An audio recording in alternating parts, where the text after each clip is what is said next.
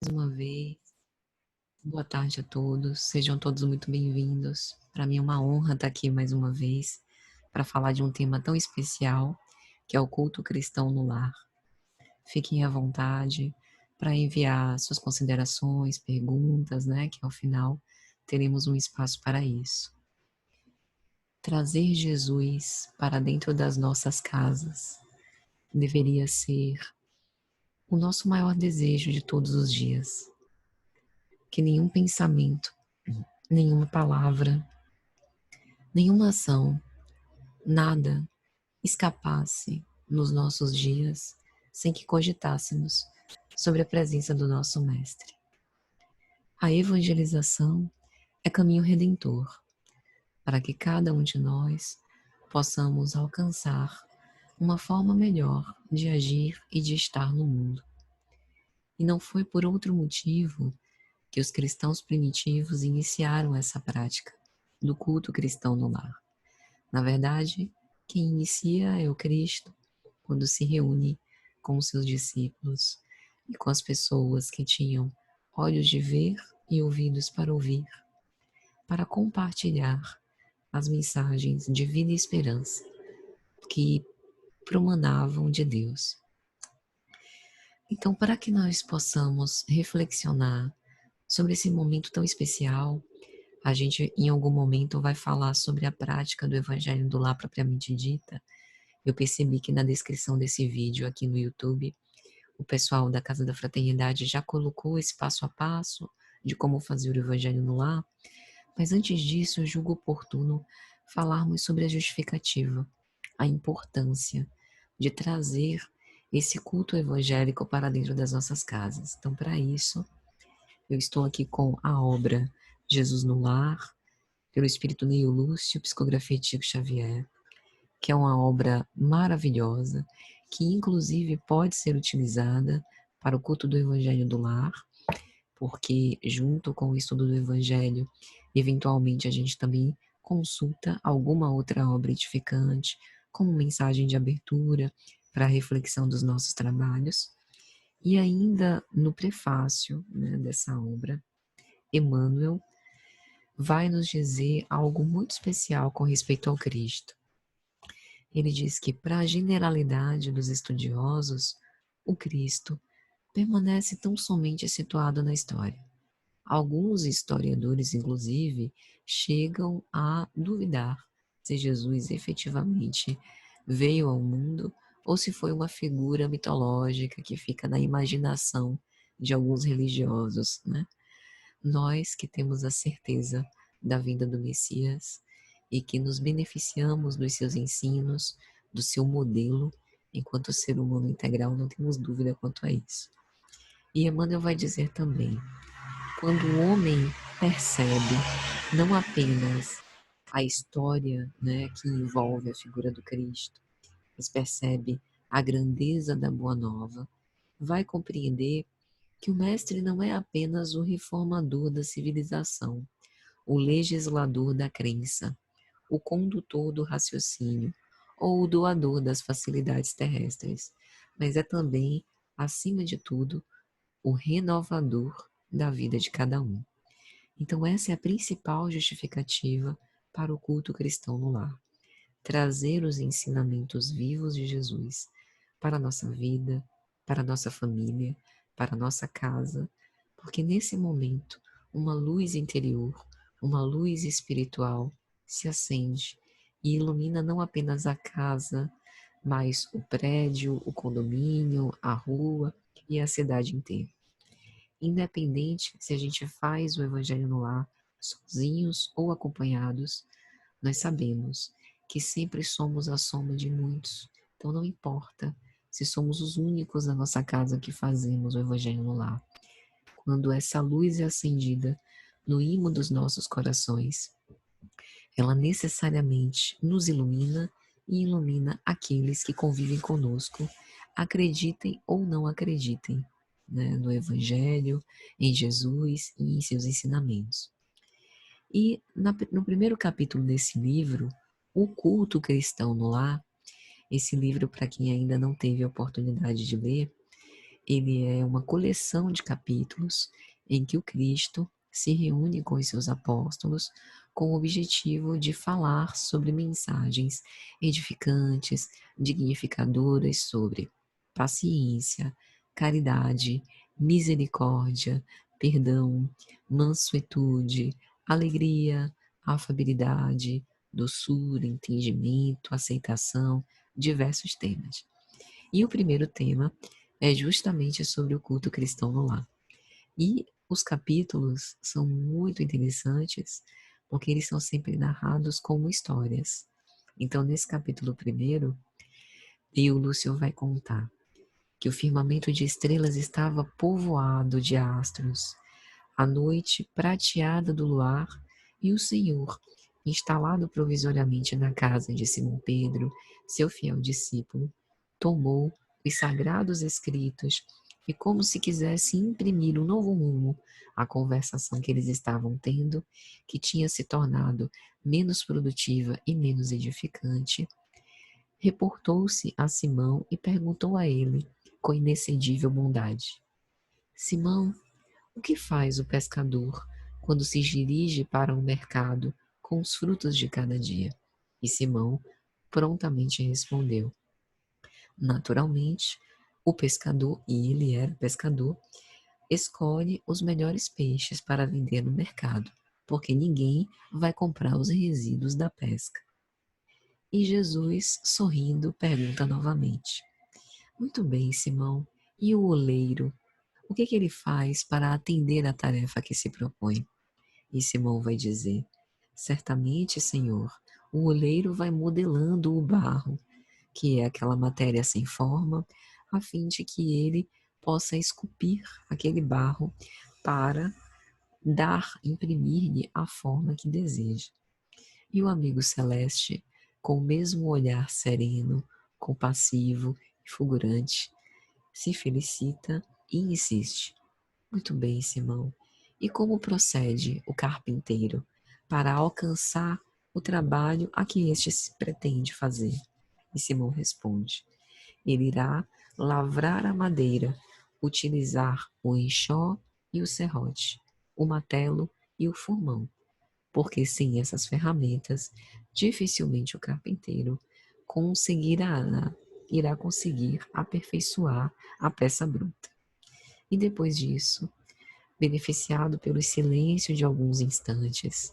Interessante essa pedagogia de Jesus, porque ele faz essas perguntas aparentemente muito simples, muito objetivas e ao mesmo tempo as pessoas ficam querendo saber aonde ele quer chegar. E quando ele sente aquele clima da curiosidade, da calmaria pairando sobre os discípulos, ele vai acrescentar: Do mesmo modo, Simão, como ocorre com o pescador, com o oleiro e com o carpinteiro, ocorre com o lar diante do mundo. O berço doméstico é a primeira escola e o primeiro templo onde a alma vive. A casa do homem é a legítima exportadora de caracteres para a vida comum. Isso é interessante, porque o lar é celeiro da formação psicológica, social, emocional do homem ser da sociedade. Então, se a gente observa na nossa sociedade muita violência, muito desamor, muitos crimes, muitas dissensões, muitos conflitos, a guerra entre a Rússia e a Ucrânia, aqueles movimentos, né, de facções em alguns estados do nosso país, a gente pode imaginar como que anda o interior do lar doméstico. Como que é esse processo de transferência e de cultivo dos valores morais?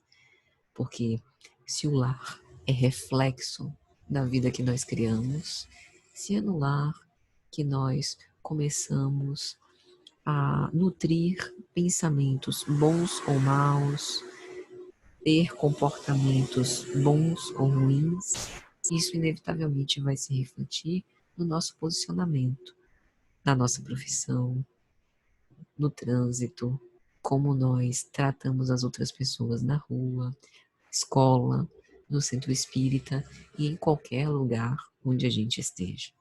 Então Jesus continua dizendo: se o negociante seleciona a mercadoria, se o marceneiro não consegue fazer um barco sem aperfeiçoar a madeira aos seus propósitos, como esperar uma comunidade que haja com segurança e tranquilidade sem que o lar se aperfeiçoe?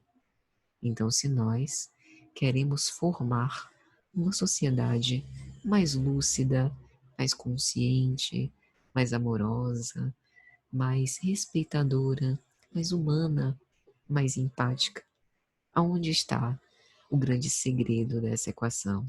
O interior do lar doméstico.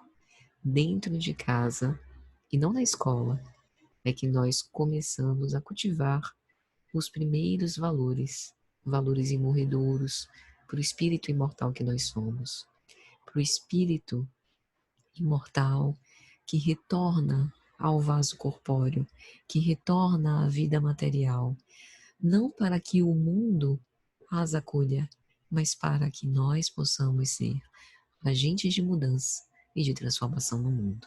Então Jesus diz: a paz do mundo, do lado de fora, começa sob as telhas, no espaço em que nós nos acolhemos. Se não aprendemos a viver em paz entre quatro paredes, como aguardar a harmonia das nações? Ou seja, se dentro de casa, com aqueles que nós conhecemos desde que nascemos, a gente não consegue conciliar os próprios conflitos, como que nós vamos aguardar sermos diplomáticos com pessoas que nunca vimos antes, que estamos nos deparando por primeira vez? Essa dificuldade que naturalmente ocorre no ambiente familiar, na intimidade doméstica, é a dificuldade do convívio com criaturas humanas. E conviver é muito difícil, porque nós somos mundos sumamente diferentes, universos completamente distintos. A multiplicidade das reencarnações nos aponta essa diversidade, diversidade de expectativas, diversidade de desejos, diversidade de sonhos, diversidade de esperanças e de desesperanças também, diversidade das formas como a gente lida com o outro, com responsabilidade, sem responsabilidade, com comprometimento ou não. Então, viver dentro de quatro paredes, viver com aqueles que muitas vezes foram os nossos desafetos de outrora e que hoje nascemos todos na mesma família, é muito desafiador. Mas é uma proposta para que a gente possa conciliar esses conflitos e ter uma convivência amorosa. Jesus também vai dizer: se nós não nos habituamos a amar o irmão mais próximo, associado à nossa luta de cada dia, como respeitar o eterno Pai que nos parece tão distante? Amar ao próximo como a si mesmo, a começar com aquele próximo mais próximo, exercer a caridade do bom samaritano com aquele que está debaixo do mesmo teto.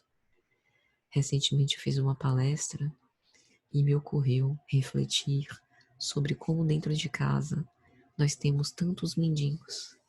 Às vezes a gente se comove e isso é absolutamente importante por conta da desigualdade social que ainda graça no mundo.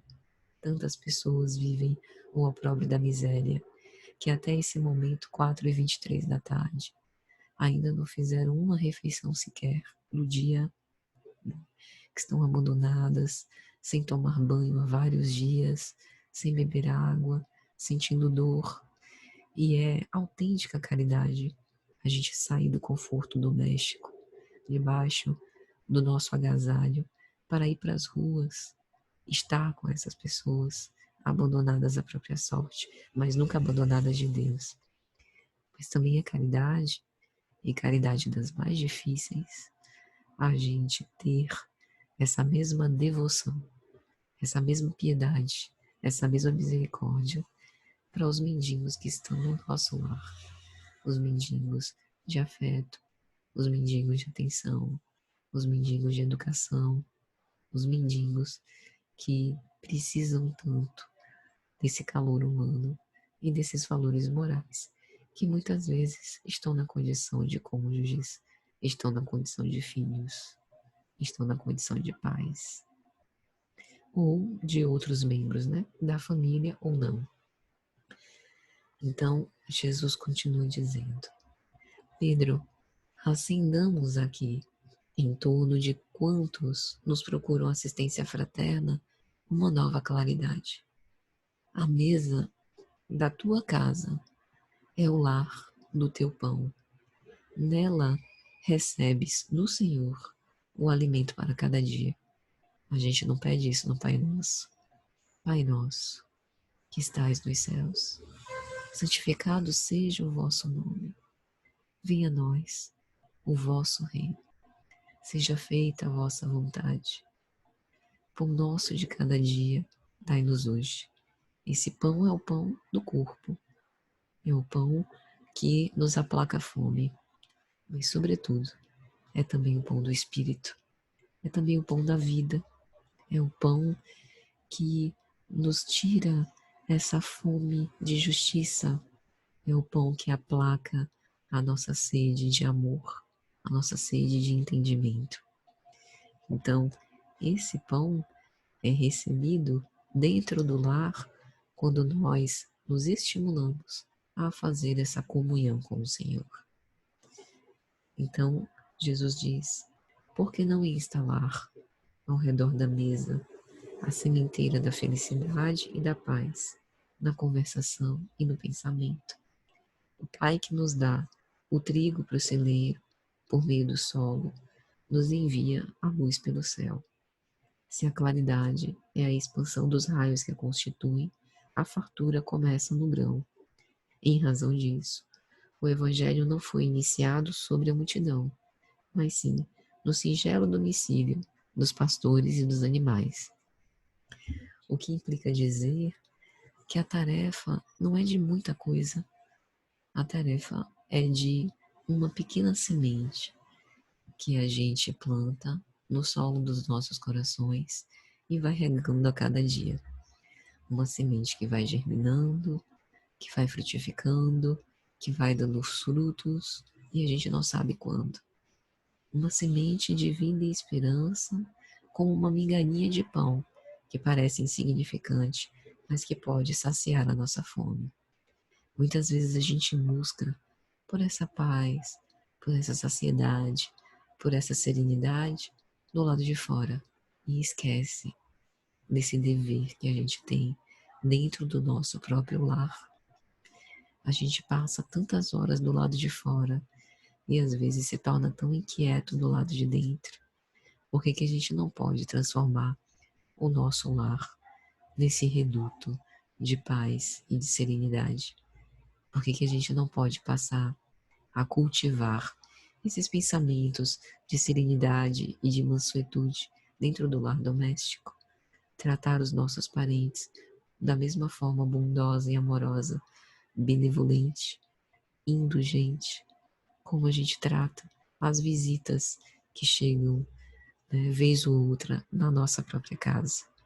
Então isso é o culto cristão no lar, que não se restringe a um dia da semana, quando a gente abre o Evangelho, faz uma prece em família ou sozinho e instaura o culto do lar dentro de casa, mas também uma forma de Jesus permanecer não apenas naquele momento, uma vez por semana, mas todos os dias da nossa vida, nos nossos pensamentos e nos nossos corações. Simão Pedro, enternecido com essas palavras de Jesus, fixou no mestre os seus olhos de muita humildade e disse a ele: Mestre, então que seja feito como tu desejas. E Jesus convidou os familiares de Simão Pedro aquela palestra edificante e elevada, desenrolou os escritos e abriu o primeiro culto cristão no lar. E é sobre isso que a gente vai conversar um pouquinho nessa tarde, né? Então a gente vê, a partir dessa história, o quanto o berço doméstico é mesmo a primeira escola e o primeiro templo da alma. A escola, do lado de fora, no máximo instrui, o lar educa.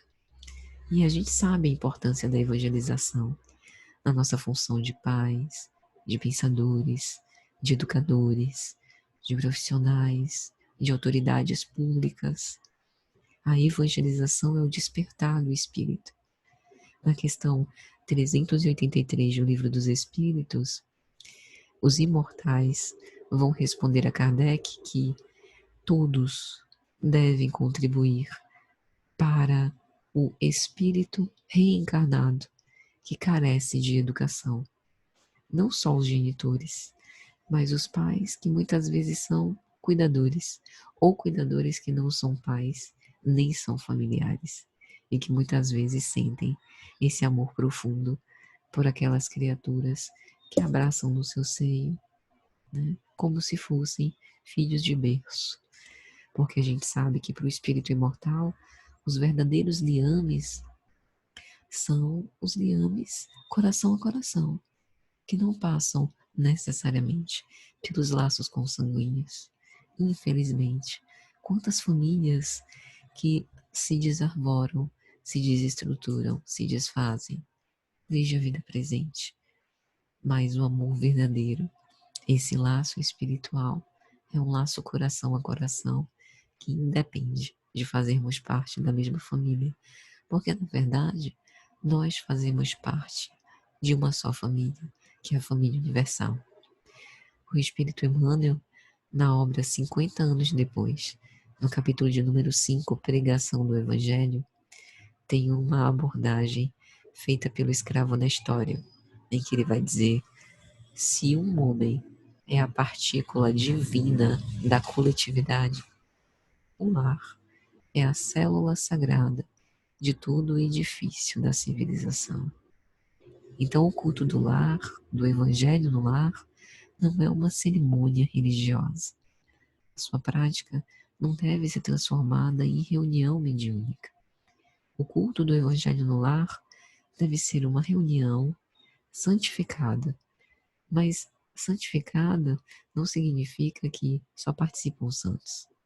Do culto do evangelho no lar participam espíritos imortais em busca da redenção, em busca de um momento em que possa restaurar essa conexão com o mais alto. O Evangelho no Lar é um momento de prece, é um momento de reflexão, é um momento de diálogo, é um momento de conciliação em família. E por isso não deve ser transformado numa reunião mediúnica, porque ali não é o espaço para acolher espíritos sofredores, é o espaço para evangelizar. E fazendo o Evangelho no lar, é comum que nós recebamos muitas visitas. Visitas de encarnados que, porventura, no momento, no dia e horário que a gente esteja realizando o Evangelho no lar, pode acontecer de uma visita inesperada. Embora agora a gente ainda está vivendo, né, ainda está atravessando a pandemia, geralmente nesse período ninguém visita a nossa casa sem nos avisar, mas pode acontecer. E se acontecer durante a prática e o culto do Evangelho no lar, o que eu faço? Eu recebo a pessoa e deixo de fazer o Evangelho no lar? De jeito nenhum. O dia e horário estabelecido, o melhor, o mais conveniente para as nossas atividades, o que a gente está mais calmo, o que a gente geralmente não tem nenhum compromisso, é o dia acordado entre nós e Deus. E os nossos espíritos familiares, espíritos protetores, normalmente comparecem. Tem data e hora marcada. É um compromisso importante. Então, se chegar alguma visita, não tem problema nenhum.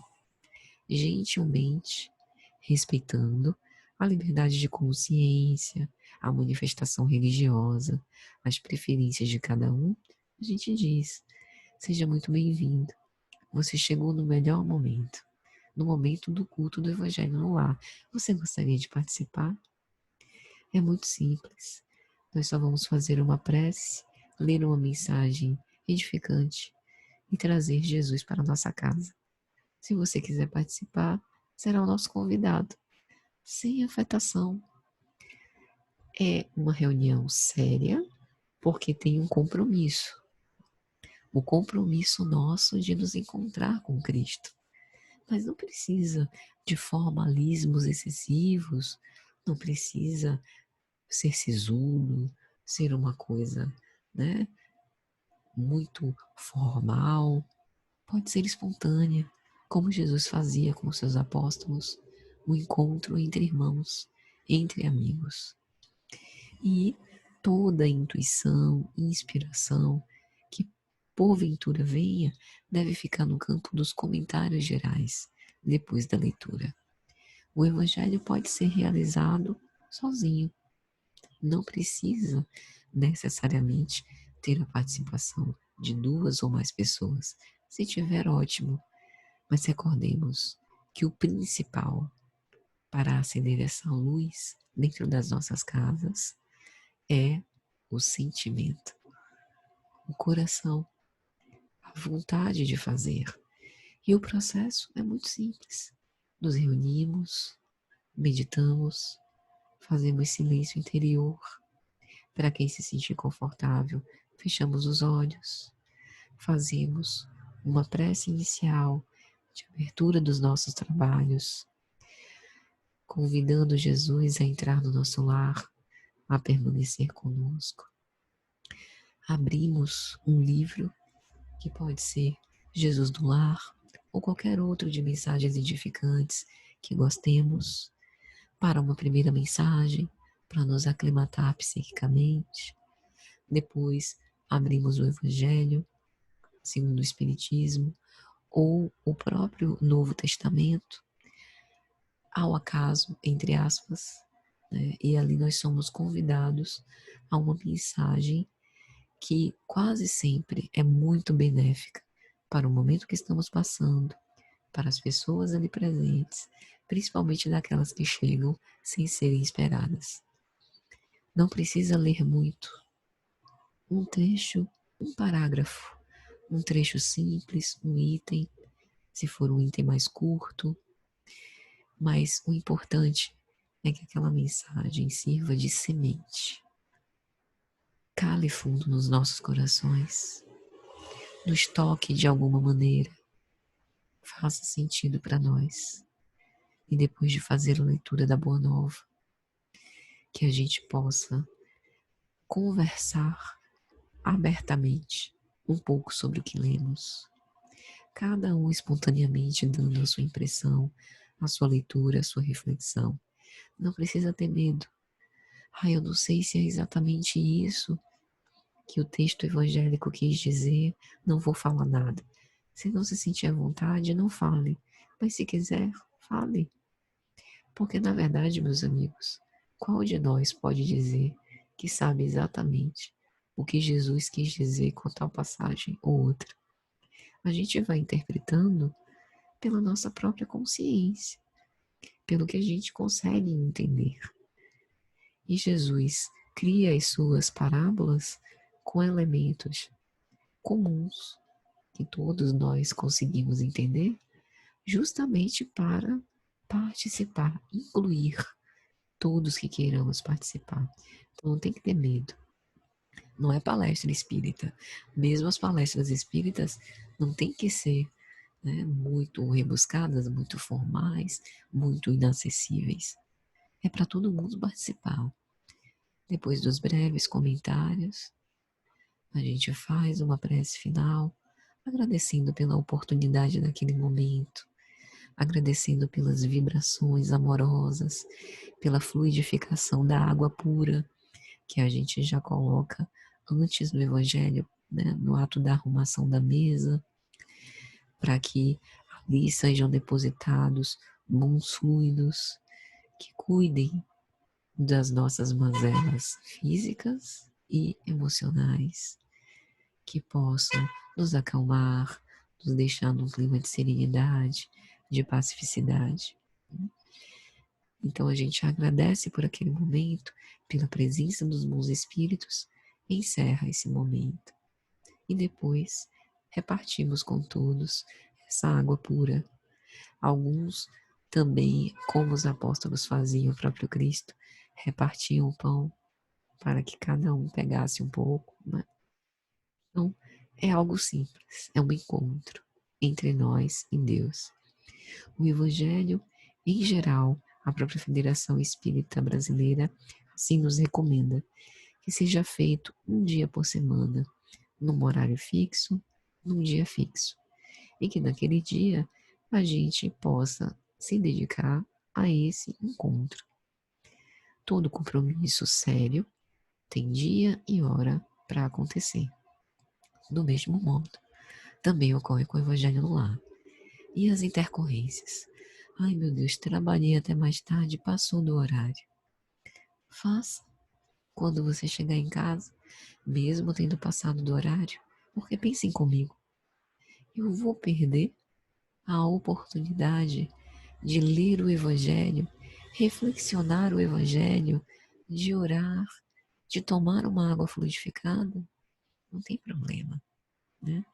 Ai meu Deus, eu precisei viajar. E naquele mesmo dia e horário, eu não estava na minha casa, mas eu estava no hotel, na pousada, na casa de um amigo. E me lembrei do Evangelho. O que eu faço? Você tem condição de realizar o Evangelho nesse lugar? Dentro de um quarto? Em qualquer espaço? Você pode? Se sim, faça.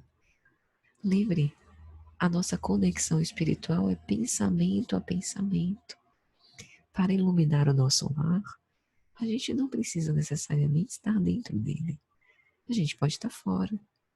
Recordam-se da história de Jesus e o centurião?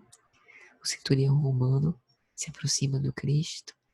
Mestre, eu estou como um soldado entre a vida e a morte, muito doente. E eu sei que se quiseres, pode curar as pessoas. Será que o Senhor podia fazer algo pelo meu soldado? E o centurião mesmo diz: eu sei que não precisa estar próximo dele, que pode curar à distância, porque eu, enquanto centurião, digo aos meus soldados: faça isso e eles fazem, vão por ali e eles vão. Tu, sendo mestre em Israel, filho de Davi, acredito que tens poderes para isso e muito mais. E Jesus elogia o centurião. Uma fé como essa não tenho encontrado em Israel. Vá em paz, o seu servo está curado. À distância. Qual a mágica por trás disso? O Espiritismo nos elucida a base da ciência espírita, conforme Kardec coloca em A Gênese. Então, tá fora de casa? Tem condição de fazer o culto cristão? Faça. Seu lar será beneficiado, você será beneficiado, seus familiares também serão. Tem condição de fazer o Evangelho em mais de um dia por semana? Faça. Pode realizar todos os dias? Realize. Nós estamos carecendo do amor de Deus, da presença de Deus nas nossas vidas. Quanto mais, meus amigos, pudermos elevar os nossos pensamentos ao alto, trazer Jesus para a nossa vida, tanto melhor. Joana de Ângeles Espírito, na obra Messe de Amor, vai nos dizer: distende da tua casa cristã a luz do Evangelho para um mundo atormentado. Da nossa casa, a gente pode lançar luz para o mundo inteiro. Pode atingir a Rússia e a Ucrânia. Pode chegar lá no Japão, em qualquer lugar deste mundo e de outros mundos. Então não percamos essa oportunidade. Mas para isso, para essa eficácia e poder, é importante que a gente possa cuidar da nossa própria psicosfera em particular e da psicosfera do nosso lar todos os dias. Cuidar do que pensamos, do que falamos, do que fazemos. Evitar, tanto quanto possível, as frases perniciosas, os xingamentos, as brincadeiras pejorativas tão comuns no nosso convívio. Posso contar um segredo, que não vai ser mais um segredo que eu vou compartilhar com vocês? Por invigilância, eu me observei fazendo isso, por conta de ter muita intimidade com as pessoas com quem eu resido. Às vezes, tratar de algumas formas que não são exatamente elogiosas, caridosas e bondosas. E eu não observava o quanto aquilo era desrespeitoso e mudava o clima doméstico, um clima de maior impaciência, de maior irritação, de menos tolerância e de desrespeito. Quando eu me dei conta disso, eu pensei, meu Deus, né? Espírita há tantos anos, que eu sou espírita desde pequena, desde 9 anos, tô com 36. Espírita há tantos anos, ainda vacilando nisso que é tão básico. Comecei a me policiar, colocar mais doçura nas palavras, evitar essas brincadeiras que a gente faz por excesso de intimidade, lembrando que o outro a quem eu convivo há muitos anos precisa do meu amor, do meu carinho, do meu respeito, inclusive nas palavras e nos gestos também. Então são esses pequenos cuidados que fazem com que o nosso lar se ilumine, né? É importante também incentivar, quando a gente estiver fazendo o Evangelho no Lar, os comentários, inclusive com a participação das crianças, dos idosos, que por vezes podem ficar assim mais, né, hesitantes de falar alguma coisa na sua linguagem infantil, na sua linguagem humilde que seja, mesmo que não sejam conhecedores. É um posicionamento importante, porque quando a gente lê algo e fala sobre o que lemos, isso ajuda a fixar o entendimento. Então é aquela questão da sementinha sendo depositada no coração, né? Então é importante também evitar polêmicas, temas desconfortáveis, temas alheios ao texto lido, que às vezes quando a gente começa a comentar, começa a fazer as associações com coisas que não tem nada a ver e foge do tema que foi trabalhado, né? Ou então, utilizar o Evangelho no lar para dar alfinetada, por exemplo. Tem lá, né? A beneficência, um tema que poderia cair no Evangelho. E aí, na hora de fazer o comentário, falar: aqui, fulano, essa mensagem foi para você, viu? Tá precisando agir com mais beneficência. Naquele dia mesmo que você discutiu comigo, não teve a menor paciência. Com os outros é muito bom. Aqui dentro de casa, mal olha para mim, né? Mal me faz um carinho, não me dá atenção direito. Não é o momento para esse tipo de manifestação. É lógico que as manifestações têm que ser espontâneas, mas vamos evitar essa lavagem de roupa suja em meio ao Evangelho, porque pode soar como ofensa, como ataque, e quebra o clima da prece. Depois do Evangelho, esse tipo de conversa pode até ser feito sem violência. É como se a gente falasse sobre como a gente se sentisse. Fulano de tal, você lembra daquele dia que aconteceu tal coisa? Poxa, a gente fez o Evangelho agora sobre a beneficência. Eu estava me recordando que eu me senti tão mal com o modo como você me tratou. Eu até entendo que talvez você estava muito cheio das coisas do trabalho, estava muito assoberbado de preocupações. Eu sei como o seu dia tem sido difícil, mas o meu também tem sido. Então vamos nos ajudar? Vamos ser um pouco mais tolerantes um com o outro. Todo mundo aqui está lutando muitas guerras todos os dias. Que a nossa casa seja uma casa em que todo mundo fique em paz. Vamos colaborar para isso. Percebe a diferença da comunicação não violenta? Ao invés do ataque, a culpa é sua. Você que é o erro, o errado da história. É na família que esses conflitos existenciais naturalmente ressurgem. A família, como a gente está vendo, é o laboratório das relações sociais, é o lugar da educação dos nossos sentimentos. Não fosse a família, Joana de Ângeles elucida na obra Constelação Familiar os crimes hediondos que são cometidos a miúde ficariam muito mais difíceis de serem retificados e os ódios ressumariam com maior facilidade. Esses dias houve um caso muito cruel aqui em Salvador de uma senhora que recebeu na sua casa um carpinteiro que fez um serviço. Esse carpinteiro indicado por uma empresa, pessoa conhecida, e ele estava com dívidas e fez o trabalho, ganhou pelo trabalho, ganhou honesto, e percebeu que a mulher morava sozinha, morava num bairro rico e tinha posses materiais em casa. E ele caiu na tentação de roubar, e quando a mulher percebeu, ele acabou assassinando essa mulher e deixou o corpo escondido, saiu, e muitos dias depois ela foi encontrada morta. E depois que ele foi defrontado, ele acabou confessando o crime que havia cometido. Entender uma situação como essa não é fácil. Não é fácil. Porque foi cruel, foi hediondo.